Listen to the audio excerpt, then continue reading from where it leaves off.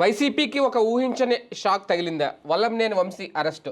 Telugu Desam party కార్యాలయం మీద దాడికి సంబంధించిన కేసులో ఆయన హైదరాబాద్లో ఉన్న ఆయన అరెస్ట్ చేసి విజయవాడకి తరలించారు. అయితే వాస్తవానికి ఇప్పుడు వంశీ అరెస్టే ఒక సంచలనం అయితే, మళ్ళీ రెడ్ బుక్ మళ్ళీ రీఓపెన్ అయిందా లేదంటే కంటిన్యూ అవుతుందా? వంశీ తర్వాత నెక్స్ట్ ఎవరు?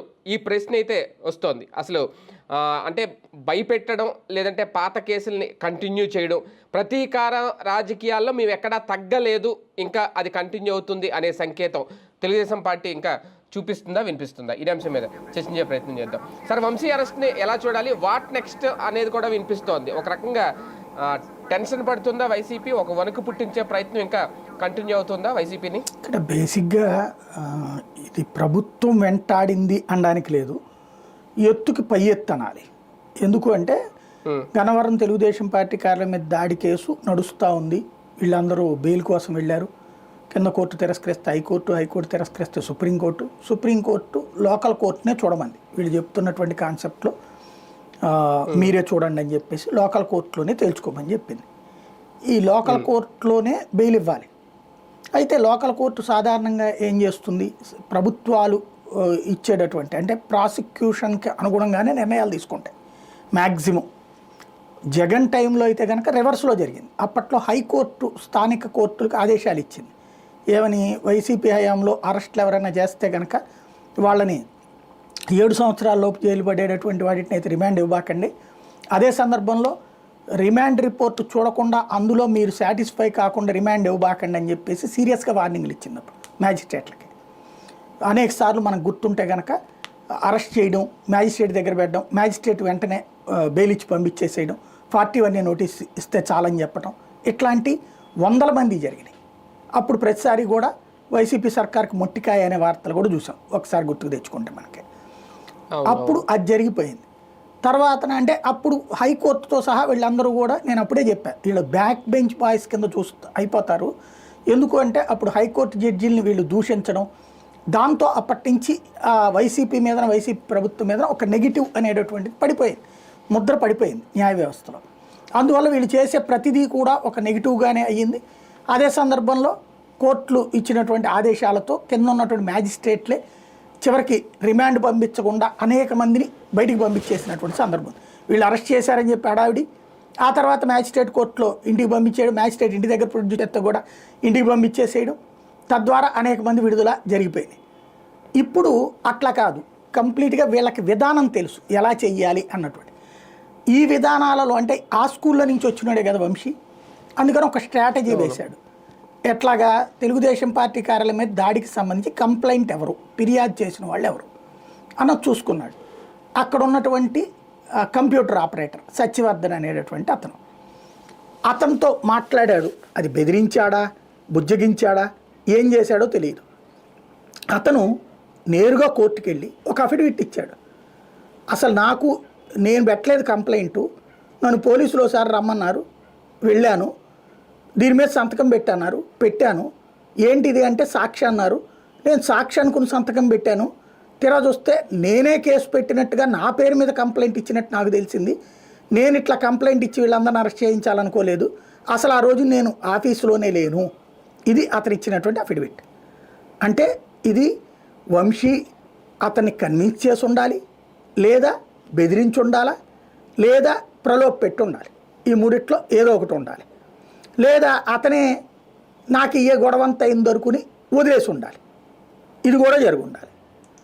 అసలు మ్యాజిస్ట్రేట్ కోర్టుకు వెళ్ళి ఈ కేసుకి నాకు సంబంధం లేదు, నేను కంప్లైంట్ ఇవ్వలేదు, నేను ఇచ్చిన కంప్లైంట్ ఆధారంగా అరెస్టులు అనవసరం అని చెప్పడం అంటే ఒక్కసారిగా తెలుగుదేశం ప్రభుత్వానికి షాకింగ్ పరిణామం. తెలుగుదేశం పార్టీ శ్రేణులందరూ షాక్ అయిపోయారు. ఎందుకంటే అధికారంలో మనం ఉన్నాం కాబట్టి మనం చెప్పినట్టు వ్యవస్థ నడుస్తుంది అనుకుంటే, మన పార్టీ కార్యాలయంలో ఉన్నటువంటి మనకే కంప్యూటర్ ఆపరేటరు మనకి వ్యతిరేకంగా వాంగ్మూలం ఇవ్వడం ఏంటి, అది ఏకంగా కోర్టుకు వెళ్ళి ఇవ్వడం ఏంటి. సాధారణంగా ఏంటంటే ఇట్లాంటి కోర్టులో తీర్పులప్పుడు అంటే కోర్టులో ఇవి ఉంటాయి కదా ఆర్గ్యుమెంట్స్, అప్పుడు హోస్టైల్ అంటారు. అంటే అప్పుడు నాకు సంబంధం లేదు, ఈ కంప్లైంట్ నేను ఇవ్వలేదని కోర్టులో మాట్లాడితే హాస్టైల్ అంటారు అనమాట. అంటే దానికి ఎదురు తిరగటం, ప్రాసిక్యూషన్కి ఎదురు తిరగడం అంటారు అనమాట. ఈ సాధారణంగా ప్రభుత్వాలు మారినప్పుడు జరిగిపోతుంటాయి అట్లాగే. కానీ ఒక రకంగా విత్డ్రా చేసుకున్నట్టు కూడా. అంతే కదా, నాకు సంబంధం లేదు అదంటే కేసు మొత్తం కొట్టేసినట్టే. దాదాపు 71 మంది 73 మందినో పెట్టారు ఇందులో, అందరినీ కొట్టేసినట్టు అవుతుంది కేసు. ఈయన కూడా 71 అట్లాంటి సిచ్యుయేషన్ లో అయిపోతుంది అనుకున్నారు. అయితే ఇక్కడ అది ఎప్పుడైతే జరిగింది, తెలుగుదేశం శ్రేణులు నిన్నగాక మొన్న అది జరిగింది, పేపర్లో వచ్చినాయి, మనం కూడా వార్త చూసుకున్నాం. అది ఈ మన మార్నింగ్ మ్యాగజైన్లో కూడా చదివాం, అట్లాగే వీడియో కూడా చేసాం. అది ఒక్కసారిగా తెలుగుదేశంకి కోపం తెప్పించింది, ప్రభుత్వానికి కోపం తెప్పించింది. రాజ్యం అనేది చాలా శక్తివంతమైంది, రాజ్యంలో అధికారం అనేటటువంటి చాలా బలమైనటువంటిది. ఆ బలమైన శక్తి ముందు ఇలాంటి ఎత్తులకి తిప్పికొట్టేటటువంటి ఎత్తుగడ వేగంగా ఉంటుంది. సరే, గతంలో రాజ్యం బలమైంది కదా, బలమైంది, అందుకు అనుగుణంగానే కదా చంద్రబాబు గారి దాకా అరెస్టులు జరిగినాయి. కాకపోతే అప్పుడు న్యాయం అనేటటువంటి వ్యవస్థ ఒక కోణంలో చూడటం వల్ల తొందరగా బెయిల్ వచ్చినాయి. ఇప్పుడు వచ్చేటప్పటికి అట్లా రావట్లేదు. అది సరైన ఆర్గ్యుమెంట్ లేకపోవడమా, సరైనటువంటి విధానం లేకపోవడం అన్నది వైఎస్ఆర్ కాంగ్రెస్ పార్టీకి సంబంధించిన లోపం. అది ఎందుకంటే సాధారణంగా అపోజిషన్ పక్షానే ఉంటుంది ప్రభుత్వం, ఏది కోర్టు న్యాయస్థానాల్లో ఎప్పుడు కూడా. కానీ వైసీపీకి ఎప్పుడు కూడా అదే పొజిషన్లో ఉన్నటువంటి పార్టీగానే అవుతుంది. అధికారంలో ఉన్నప్పుడు ఏమో తిరస్కరించబడుతోంది, ప్రతిపక్షంలో ఉన్నప్పుడు తిరస్కరించబడుతోంది. అది ఇప్పుడు ఏం జరిగింది అంటే ప్రభుత్వం వేగంగా స్పందించి ఏం చేశారు, ఇప్పుడు ఎవరైతే సత్యవర్ధన్ అఫిడవిట్ ఇచ్చాడో అతను ఇప్పుడు లేదు నేను తప్పుడు అఫిడవిట్ ఇచ్చానంటే కుదరదు. ఎందుకని, అతని పేరుతో ఎవరో లాయర్ వెళ్ళి ఇవ్వాల కోర్టులో ఆర్గ్యుమెంట్, అతనే స్వయంగా హాజరై ఇచ్చాడు అఫిడవిట్. కాబట్టి అతను అంటే తను పూర్తిగా స్పృహలో ఉండే ఇచ్చాడన్నది న్యాయస్థానానికి తెలుసు కదా, న్యాయమూర్తి గారు ఎదుటిగానే కదా ఇచ్చింది, మ్యాజిస్ట్రేట్ ఎదురుగానే కదా. కాబట్టి అతను మళ్ళీ నేను తప్పుడు అఫిడవిట్ ఇచ్చానని చెప్తే కుదరదు, లేదా అతను ఏ పోలీస్ స్టేషన్లోనో నన్ను బెదిరించారని చెప్పిస్తే కుదరదు. ఎందుకని, అతనే వెళ్ళి ఇచ్చాడు కాబట్టి.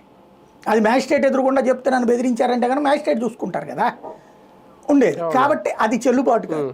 అందుకని కొత్త ఎత్తు నడిచింది. ఏంటి, ఆ సత్యవర్ధన్ వాళ్ళ అమ్మ కంప్లైంట్, మా అబ్బాయిని కిడ్నాప్ చేశారు, కిడ్నాప్ చేసి ఇట్లాంటి అఫిడవిట్ ఇప్పించారు అని చెప్పేసి, తద్వారా అతను ఎస్సీ అనుకుంటా, అందుకని SC/ST అట్రాసిటీ కూడా పెట్టారు. ఒక ఎస్సీ కుర్రోడిని నిర్బంధించి అతని చేత బెదిరించి తప్పుడు అఫిడవిట్ ఇచ్చారు అన్నటువంటిది. కాబట్టి ఇప్పుడు ఆ కారణంగా వంశీని అరెస్ట్ చేశారు. అసలు ఇతను కనుక ఈ అఫిడవిట్ ఇవ్వకపోతే ఈ కేసు అలా సాగుతూ ఉంటుంది, వంశీ మెడ మీద కత్తి అలా ఎలాడుతూ ఉంటుంది, అతను మాట్లాడడానికి వెనకాడుతుండేవాడు. 5 ఏళ్ళట సాగిద్దాం అనుకున్నారు. ఎప్పుడైతే ఈ పని చేశాడో ఇక ఇతను బయట ఉంచితే కార్యకర్తలు ఒప్పుకోవట్లే, కేడర్. ఇప్పుడు పార్టీ నాయకులు చెప్పినట్లేరు, పార్టీ కేడర్ ప్రకారం నడుచుకుంటున్నారు. అఫిడవిట్ ప్రకారం అయితే బలం లేదు, ప్రాక్టికల్గా అఫిడవిట్ ప్రకారం అయితే ప్రభుత్వం బలహీనపడ్డారు. దాన్ని కవర్ చేయడానికి ఇప్పుడు రివర్స్లో ఇప్పుడు వాళ్ళ అమ్మది. ఇప్పుడు ఆ సత్యవర్ధన్ అనేటటువంటి అతన్ని పిలిపించి విచారించారు వీళ్ళు. విచారించి అతని చేత కూడా ఈ వాంగ్మూలం తీసుకుంటారు, అవును నన్ను కిడ్నాప్ చేశారు ఇది అనేటటువంటి. దాని ఆధారంగా కిడ్నాప్, SC/ST అట్రాసిటీస్ కేసు, ఇవన్నీ దాదాపుగా 7 ఏళ్ల పైబడి శిక్ష పడే కేసులు. కాబట్టి బెయిల్ ఇప్పట్లో రాదనమాట. అది ఇక్కడ ఎత్తుగడ. ఒక రకంగా టీడీపీ కార్యాలయం మీద దాడి కేసు ఒక ఎత్తు అయితే, తర్వాత జరిగిన పరిణామాలు ఈ అరెస్ట్కి కారణమైనవి, లేదంటే వంశీ అరెస్ట్ అయ్యి ఉండేవారు కాదు. ఇక్కడ 3 కోణాలండి. ఒకటి, తెలుగుదేశం పార్టీ ప్రతి కార్యకర్తకి నరనరాన కసి ఉన్నది వంశీ మీద. దానికి కారణం ఏంటంటే కన్నవరం ఇష్యూ కాదు, ఏదైతే ఒకసారి మనకు గుర్తుంటే అసెంబ్లీలో భువనేశ్వర్ గారి గురించి కామెంట్ చేసిన ఇష్యూకి అతను మాట్లాడింది ఏది, ద్వారంపూడి మాట్లాడింది డైరెక్ట్గా ఏమల్లా ఇండైరెక్ట్ కామెంట్ చేశాడు. దాన్ని సపోర్ట్ చేసినటువంటి అంబటి రాంబాబు ఇండైరెక్ట్ కామెంటే చేశాడు. ప్రత్యక్ష కామెంట్ చేసినప్పుడు మీడియా ముందు మాట్లాడింది వంశీ. వ్యక్తిత్వాన్ని కించపరిచేటటువంటి వ్యాఖ్య. ఆ రోజు నుంచి పగతో రగిలిపోతున్నారు తెలుగుదేశం శ్రేణులు. ఆ రోజునే అతని చేత క్షమాపణ చెప్పించడం, లేకపోతే అది తర్వాత ఏదో చెప్పాడని కూడా అన్నారు, కానీ వాళ్ళు లైట్ తీసుకున్నారని కూడా అన్నారు. బట్ ఆ ముక్క నుంచి చాలా కసిగా ఉన్నారు. అంటే క్షమాపణ చెప్తే వదిలేస్తామా, వాడిని ఏం చేయలేమా అనేటటువంటి కసి తెలుగుదేశం వీరాభిమానులు, చంద్రబాబు గారి వీరాభిమానులు, లోకేష్ గారి వీరాభిమానుల్లో ఉంది. దానికి తోడు తెలుగుదేశం పార్టీ కార్యాలయం మీద దాడి ప్రతి ఒక్కళ్ళకి కడుపు రగిలిపోయేటటువంటి అంశం. ఎవడైనా ఇప్పుడు వైసీపీ మీద దాడి చేస్తే, ఇప్పుడు మన వైసీపీ కార్యాలయం పగలగొట్టారు, రేపు నెక్స్ట్ వచ్చాక వాళ్ళు కనుక వస్తే ఊరుకుంటారా సహజంగా. కాబట్టి ఈ కక్ష అంటే మనకు కక్షపూరిత రాజకీయాలు ఉండకూడదు అనుకుంటాం డెమోక్రసీలో. కానీ వీళ్ళు ఇప్పుడు కక్షపూరిత రాజకీయాలు గ్రేట్ అనుకునే రాజకీయంలో నడుస్తున్నాం. ఇక్కడ రెండు కోణాలు నడిచి ఉండాలి నేను అనుకోవడం అయితే. ఒకటి వల్లభనేని వంశీనే తెలుగుదేశం ఇతను పట్టించుకుని ఉండకపోవచ్చు. మామూలుగా కంప్యూటర్ ఆపరేటర్ కంటే ఎంత జీతం ఇస్తారు? కొంచెం ఇస్తారు. అందులో ఓ పార్టీ కార్యాలయంలో, లోకల్ పార్టీ కార్యాలయంలో అంటే అట్లాంటప్పుడు ఆ కుర్రోడికి సంబంధించినటువంటిది ఈ గతంలో ఇతనే పెట్టాడేమో, ఒకవేళ ఇతను ఇంతకుముందు తెలుగుదేశంలోనే కదా ఏదో అతను కన్విన్స్ చేయడమో లేకపోతే కన్ఫ్యూజ్ చేయడమో చేసి విత్డ్రా చేసి ఉండాలి, చేయించి ఉండాలి. ఆ ఆస్పెక్ట్లో ఒకటి జరిగి ఉండాలి. లేదా అంటే దాంతో ఇప్పుడు తెలుగుదేశం యాక్టివ్ అయ్యి యాక్షన్ తీసుకుని ఉండాలి. లేదా వంశీని దెబ్బ కొట్టడానికి ఎదురెత్తు వీళ్ళే వేసి ఉండాలి. వీళ్ళే ఒక అఫిడవిట్ అతనితో, ఎందుకంటే మామూలుగా మొన్నటి కేసు అయితే కార్యాలయం మీద దాడి కేసులో వంశీని అరెస్ట్ చేయడానికి కుదరట్లా. ఎందుకు కుదరదు అంటే అతను ప్రాక్టికల్గా స్పాట్లో లేడు దాడిలో. ఈ అరెస్ట్ అయినటువంటి వాళ్ళు ఎవరో వంశీ పేరు చెప్పారన్న ప్రాతిపదికన నడుస్తుంది. కర్ణాకర్ణిగా నడిచేది కుదరదు. అంటే నాకు ఆడు చెప్పాడండి వంశీ కొట్టమన్నాడని, అందుకని మేము అందరం వెళ్ళి కొట్టామండి అని చెప్తే కుదరదు, కేసు నిలబడదు. అందువల్ల దాని ఆధారంగా వారెంట్ కానీ ఇది రాదు, బెయిల్ వచ్చే అవకాశమే ఉంటుంది, ముందస్తు బెయిల్. కాబట్టి ఇక్కడ పర్ఫెక్ట్గా ఫిక్స్ చేయాలని కదా వీళ్ళ స్ట్రాటజీ. ఈ పర్ఫెక్ట్ ఫిక్సేషన్లో భాగంగా వీళ్ళే తమ కార్యాలయంకి సంబంధించిన ఇదనే కాబట్టి వీళ్ళే ఒక అఫిడవిట్ ఇచ్చి ముందు క్యాన్సిల్ అని చెప్పేసి రాయిచ్చి అంటే పంపించి కోర్టుకి, ఆ తర్వాతన వాళ్ళ అమ్మ చేత కేసు పెట్టించి అప్పుడు కదా స్ట్రాంగ్గా ఉంది. ఇప్పుడు కేసు స్ట్రాంగ్ వంశీ ఇష్యూలో ఇలాగ వీళ్ళే వ్యూహం వేసి ఉండాలి. ఒకటి వంశీ వ్యూహానికి విరుగుడుగా అతను ఏ సామధాన భేద దండోపాయాలతో అతన్ని ఒప్పించి కేసు విత్డ్రా చేయించుంటే దానికి ప్రతీకారంగా ఇది జరిగి ఉండాలంటే దానికి న్యాయం చేసుకోవడానికి ఇది జరిగి ఉండాలి ఒక ఆస్పెక్ట్.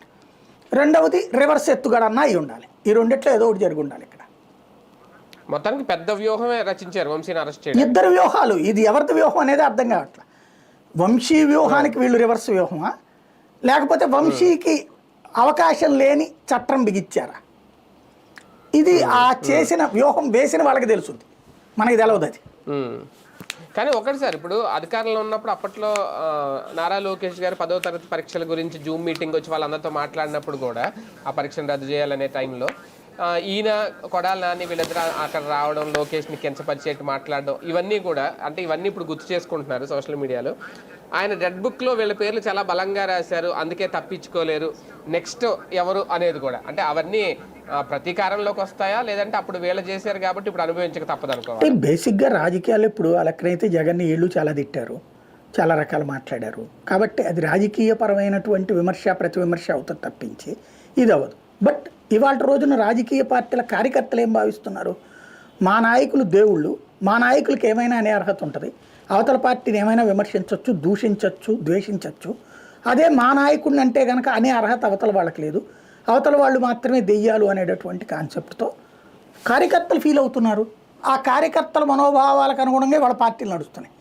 ఇదివరకు కాస్త నీతి నియమము, జర్నలిజంలో కూడా కాస్త విలువలు, పార్టీలు కూడా కాస్త నైతికత ఆలోచించడం, ప్రజలు కూడా ఏంటి ఇది కరెక్టేనా అంటాం, ప్రజలు ఎట్లా అనుకుంటున్నారు అనేటటువంటి ఫీడ్బ్యాక్తో ప్రభుత్వాలు వెనక్కి తగ్గడం, ఇట్లాంటివి చూసాం. ఇప్పుడు అట్లా కాదు, ఏంది వాడిని ఒకటే కొట్టేవేంటి, చితక్ కొట్టేయాలి, అది రాసేయాలి, ఇది పేకాట ఆడిచ్చేసేయాలి, చంపేయాలి, వాడు బతకడానికి వీల్లేదు, వాడిని నరికేయాలి, వాడి ఆస్తులు లాగేసుకోవాలి, వాడిని ధ్వంసం చేసేయాలి. ఇది సాధారణంగా ఇదివరకటి రోజుల్లో ఫ్యాక్షన్ కుటుంబాలలో లేకపోతే కనుక రౌడీ కుటుంబాలలో ఆ రౌడీ నాయకుడికో ఆ ఫ్యాక్షన్ నాయకుడికో దగ్గర అవ్వడం కోసం వాడు వేసే ముష్టి ఉంటుంది, అంటే బియ్యమో పప్పులో ఉప్పులో ఖర్చులకి ఇచ్చే డబ్బులు, అది కాస్త ఎక్కువ తీసుకోవాలంటే మిగతా వాళ్ళకంటే ఎక్కువ ప్రేమ చూపించాలి, ఎక్కువ తాదాత్మ్యం చూపించాలి అది ఆ నాయకుడి పట్ల. ఆ రౌడీయిజంలో ఫ్యాక్షనిజంలో ఉండేది. ఇప్పుడు అది జనరల్ పాలిటిక్స్లోకి వచ్చేసింది. అపారమైనటువంటి అంటే అట్లా మాట్లాడే వాళ్ళని మిగతా కార్యకర్తలు అప్పుడు తిట్టేవాళ్ళు, ఏంటారు మనిషి వ్యాప శుభ, మనం రాజకీయాల్లో ఉన్నామా లేకపోతే కనుక రౌడీయిజంలో ఉన్నామా అని తిట్టేవాళ్ళు. ఇప్పుడు అట్లా కాకుండా రౌడీయిజం ఎందుకు చెయ్యవు నువ్వు, వాడిని ఎందుకు లోపలేవు, వాడి మీద ఎందుకు తప్పుడు కేసులు పెట్టవు, వాడి మీద ఏదో దొంగ కేసులు ఎందుకు పెట్టవు, ప్రతీకారం తీర్చుకోవాల్సింది మనం అనేటటువంటి సిచ్యువేషన్లో ఉన్నాం మనం. కాబట్టి నడిచిపోతాయి ఇవన్నీ కూడా. కానీ నెక్స్ట్ ఎవరు అనేది సార్, ఇంకా కొడాలి నాని లేదంటే పెద్దిరెడ్డి రామచంద్రారెడ్డి ఇలా ఒక్కొక్కరు భయపడుతూ ఉండాల్సిందేనా? అంటే బేసిక్గా ఒకటి ఈ 5 ఏళ్లలో వైఎస్ఆర్ కాంగ్రెస్ పార్టీ సంబంధించిన ముఖ్య నాయకులందరిది ఎక్కడ దొరుకుతారా అని చూస్తుంటారు. ఇప్పుడు అబ్బాయి చౌదరిని వేస్తారు ఇవాళ రేపు.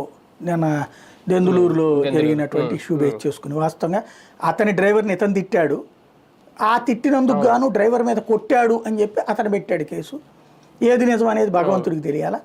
బట్ చింతమనేని చాలా సత్పురుషుడు, ఆయనంతటి సన్మార్గుడు ఇంకెవరు లేరు. అట్లాంటి అమాయకుని పట్టుకుని నోటికొచ్చినట్టు మాట్లాడి కొట్టబోయారు, వీళ్ళు కొట్టేశారు, దాడి చేసేశారు. అసలు ఆయన ప్రజారక్షకుడు కాబట్టి ప్రజా సంక్షేమం శాంతి భద్రతలను దృష్టిలో పెట్టుకుని వాళ్ళని ఏం చెయ్యొద్దని అంటే తన కార్యకర్తలందరూ కొట్టడానికి రెడీ అయినా సరే, దాడులు చేస్తానికి రెడీ అయినా సరే ఆపేసేశారు. వాళ్ళని దాడి చేసినందుకు గాను చట్టపరంగానే చర్య తీసుకోవాలని చంద్రబాబు గారు చేసిన సూచన మేరకు చేశారు కాబట్టి అన్నారు. ఇప్పుడు అబ్బాయి చౌదరి లేదు మమ్మల్ని ఎట్లా చేశారు, మా మీదనే దాడి చేశారని వాళ్ళు చెప్తారు, వాళ్ళు ఇచ్చే కేసు తీసుకోరు, అరెస్ట్ జరుగుతుంది, రేపు మాపు అతన్ని అరెస్ట్ చేస్తారు. ఈ 5 ఏళ్లలో ఇప్పటికి 9 నెలలు అయిపోయింది. ఇంకా నాకు తెలిసి లాస్ట్ 6 months అవ్వకపోవచ్చు, లాస్ట్ 6 months, ఇంకా 3 సంవత్సరాల 3 నెలల పాటు ఎవరు ఏ క్షణంలోనైనా అరెస్ట్ అవ్వచ్చు, ఎవరిని ఏ కేసులోనైనా పెట్టచ్చు, ఎప్పుడైనా జైలుకి పంపించవచ్చు. అంటే ఎన్ని రోజులైనా జైల్లో ఉంచాలనినే కదా ప్రయత్నం. సార్ వంశీ విషయంలో అంత ఈజీగా బెయిల్ వచ్చే అవకాశం లేదు. అంటే మొన్నటి కేసులో అయితే ఈజీగా బెయిల్ వచ్చేస్తుంది. ఇవాళ కేసు వచ్చేప్పటికి SC/ST అట్రాసిటీస్ కేసు కదా, plus kidnap case. Kidnap, SC/ST atrocities, బెదిరింపు ఇట్లాంటి కేసులు 10 ఏళ్ల జైలు శిక్ష పడేటటువంటివి ఉంటాయి. కాబట్టి 7 సంవత్సరాల లోబడి జైలు శిక్షకి అయితే బెయిల్ వస్తుంది. అది కూడా లోకల్ కోర్టులే పోవాలి, మళ్ళీ డిస్ట్రిక్ట్ కోర్టు, హైకోర్టులకే పోవాలి. కాబట్టి బెయిల్ రాకపోవచ్చు, లేదా వీళ్ళు ఇచ్చే రిమాండ్ రిపోర్ట్ ఏదైనా నచ్చకపోతే అప్పుడు మ్యాజిస్ట్రేట్ తిరస్కరించాలి, అంతే తప్పించి మామూలుగా జగన్కి ఇది ఒక షాక్ అనుకోవాలి. అతనికి ఎక్స్పెక్టెడే కదా, నిన్ననే మాట్లాడాడు కదా అతను, చాలా కేసులు వస్తాయి ప్రిపేర్డ్గా ఉండండి అని చెప్పేసి. వైసీపీ వాళ్ళల్లో ఎప్పుడు షాక్ ఏమి ఉండదు వాళ్ళకి. ఇవాళ ఎవరు అనుకుంటారు, ఆ తర్వాత మొత్తం లైన్లో వస్తారు, నాయకులందరూ విమర్శిస్తారు. ఇటు తెలుగుదేశం, జనసేన వీళ్ళందరూ కూడా ప్రతిస్తారు. ఇక్కడ విచిత్రం ఒకటే ఉంటుంది, ఇదివరకటి రోజుల్లో అరెస్ట్ చేస్తే ప్రతీకార రాజకీయం, ఇప్పుడు అరెస్ట్ చేస్తే కరెక్ట్ రాజకీయం, అంతే. అది సహజంగా ఉంటుంది. వైసీపీ కూడా ఇంకా ప్రిపేర్డ్గా ఉండాలి అంతే. ప్రతి నాయకుడు కూడా లాయర్లు అలాగే జైళ్లలో బ్రతకడానికి కొన్ని రోజుల పాటు ప్రిపేర్డ్ కావడం, ఇది సహజంగా ఉండాలన్నమాట. ఇంకా 3 ఏళ్ళు తప్ప.